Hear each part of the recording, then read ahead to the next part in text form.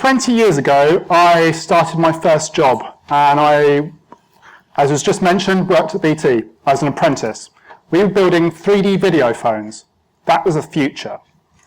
So, what happened to that future? The often cited William Gibson quote here, "The future is already here, it's just not evenly distributed."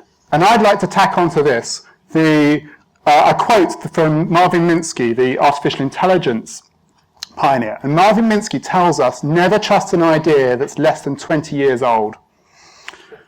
And I agree with both of them. So if you kind of consider a few things, then I think maybe I can persuade you. So the 3D printer. The patent for the 3D printer, that was filed in 1979. The first demonstrated digital camera, 75.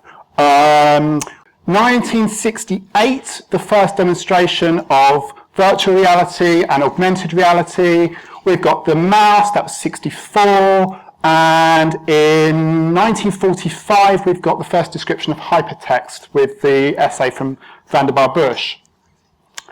Oh yeah, and in the 1870s, there was speculation about video phones. So what's going on in this time? Is it that we're refining these technologies, or is there something else going on? I argue that actually frequently, a lot of the time, it's not the technologies that are changing significantly. Yes, they're getting faster and cheaper, and we're refining the methods a little, but a lot of the time it's about the context in which these technologies exist. Today, I'm a designer who works in what I call the mundane future. This is where I explore. So you could also kind of think of this as like kitchen sink science fictions, or as the title of my talk is, Everyday Tomorrows. I'm preoccupied with the domestic. What goes on in our homes, we control what changes. These environments, they change very slowly. My parents are now both retired. They are always going to drink cups of tea, like regardless of what's going on in the outside world, right? So in my project Peak Boil, I looked at a future where, a really near-term future, where we start to regulate the power that people can use in their homes in terms of electricity. And at times when the national grid is under strain, we won't let people use the power. So I created this prototype, and this is a modified mains control unit. It's got a little Arduino in it, and it talks to my laptop. My laptop talks to a website called caniturnIton.com. And if caniturnIton.com says no, then you can't turn the kettle on. So I wanted to see how my parents would react to this. I think you can kind of guess where we're going here. Yeah, how would they cope with the liberty that they enjoy to make a cup of tea at any time of the day or night being removed from them? So I did a small installation in their house. The first thing they did was get their flask out, fill it up with hot water. And secondly, my dad stuck a tea towel over the LEDs. Really didn't like the flashing. Okay, so what this gave my parents was a really, it gave them a first-hand experience of this kind of future that we're really not far off away from having. It gave them a way of thinking about and talking about this future. So, in another project, I began to look at how we have this rhetoric of humans and robots in the home. So throughout the, in 1939, this is Electro. Electro was introduced at the World Trade Fair. He's a 7 foot 6 inches tall robot that also smokes cigars. Throughout the 20th century, we had this kind of continuing set of narratives that went on about how very, very soon the domestic tasks that we did in our home were going to be alleviated. And I began to explore this in this film I called Little Help. I'd wanted to move to London for a while. Job wasn't really going right in Bradford, and Mum, my aunt passed away. This was her house. I saw it as a chance to start afresh. You're not going to work in leisure centre all your life. So I rattle around in it. I say I'm living 4 rooms, really. So I try and keep them to a certain standard. Keep them clean, if not necessarily tidy. I've got a little bit of help, actually. I got a bonus at the end of the year, so I had a little bit of extra. And I thought, what can I do with this? It's going to be like kind of a holiday, do this, do that. And I thought, actually, no, I'll make a sort of life circumstances, my general day-to-day, just that little bit better. So I've got this this bit of help off the internet, and I think it's working. And so I get these now, and I follow my orders.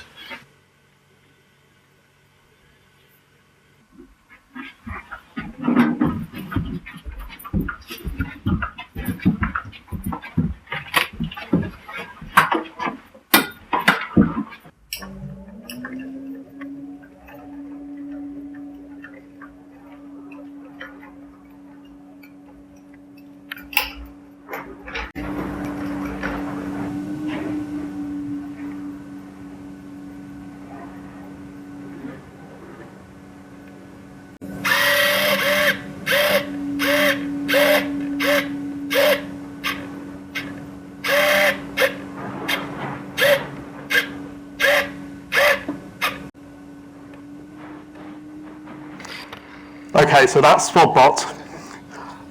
So SwabBot was developed as a series of cardboard prototypes where I was examining different relationships, with different status relationships between the human and the robot.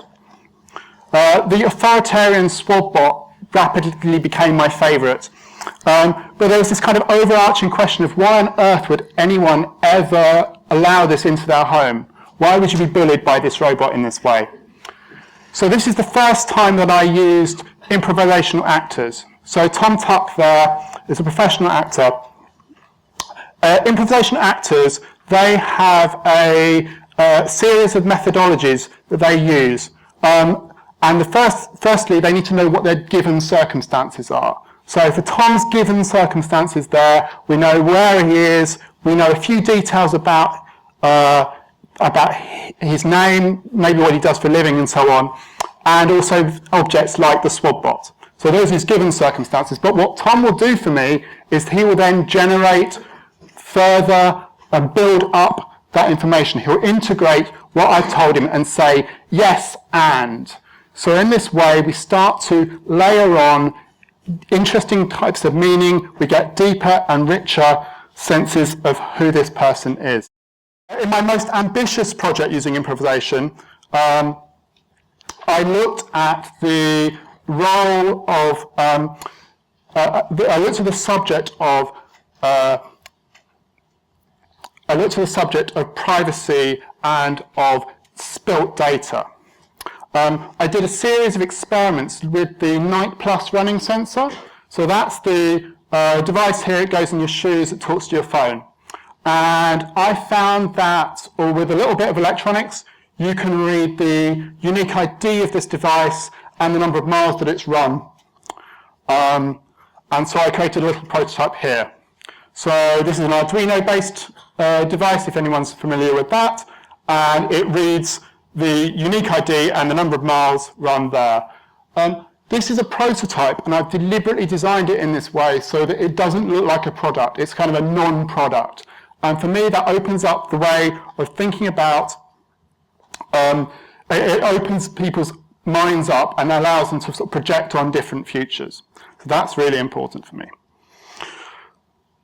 But what I wanted to do was I wanted to reframe the digital privacy argument in a different way. So instead of it being about voyeurism, I created the notion that maybe people legitimately might go runner spotting, as you might spot a bird or a plane. And what kind of way could that be acceptable? What kind of futures could we imagine where that could happen? So I employed two actors, two two professional actors, and we worked together over a period of 6 weeks, and we developed a whole series of exercises. Here they're working with a cardboard mock-up of the device, and we developed a series of we started to develop the personalities of the people who lived in this world and their motivations. In the meantime, I was also developing a fully fledged spotter device that would allow people to participate in this activity. So what we ended up with was two characters. We had Samantha, who was a young mum, and Steve, who was North London's most spotted runner. So let's meet Samantha. I suppose it was about 4 months ago, coming on for 5 months ago. I have two girls. My youngest daughter, Freya, was 2 months old, so it was that time of being able to get out of the house. And this guy I saw, he was sitting on a bench and he was logging. I didn't know what he was doing to start with. I was intrigued, I suppose. I used to run a lot myself, so I regularly watch runners. The actual sort of hard facts, I am a bit of a daydreamer. I've always been a people watcher, and I'll deliberately go to a bar early to meet a friend for a glass of wine so that I can sit and watch people and watch the world go by. It just fascinated me, the amount of information and that you can gather from, I have the watch, but simply from taking a picture with the watch, you know that this is Rob's 5th run of the week, and it's Friday, therefore he's been out 5 times already this week. It's always at 3 o'clock. This is one specific guy that I see. But they don't know that you're watching them, right? No, I suppose they don't. I suppose I try to do it quite discreetly because I don't want to interrupt, their run, their day then. Some people have an issue with, my husband thinks that it's somehow voyeuristic or stalkerish, for want of a better word, but it's interesting what you can find, how quickly people can lose weight or improve their heart rate, or how quickly people can recover from injury. Actually, aren't these statistics that people could use or do something with? I find it fascinating. Okay, thank you. Right, so what the process then was that the actors never saw the device that I was building, so it remained completely in their imaginations the entire time. I never described it to them, I didn't show it to them until I finally presented the work. So what I want to do is show you now the prototype that I was building in that time. So this is, again, an Arduino-based device, but now I've started to reappropriate this Barnes & Noble Nuke here, which is their e-reader. So this is the same circuitry as was reading the tags before, and I built it up into this device. So we can take this device now into the park and go runner spotting. We can sit here and give people crazy names and write little stories about them and write up a little profile about them. To all intents and purposes, this is a live piece of the future. So what I want to do in this work is I'm trying to create prototypes that people can, that work, that people can take into the world, that they can start to imagine new futures, they can improvise with themselves. Because what I think is really important is that we emphasize that there are active choices being made here in which technologies we find useful and which ones we find useless. And through this improvisational process, I want to highlight for people that that is a decision that they have to take responsibility for. Thank you.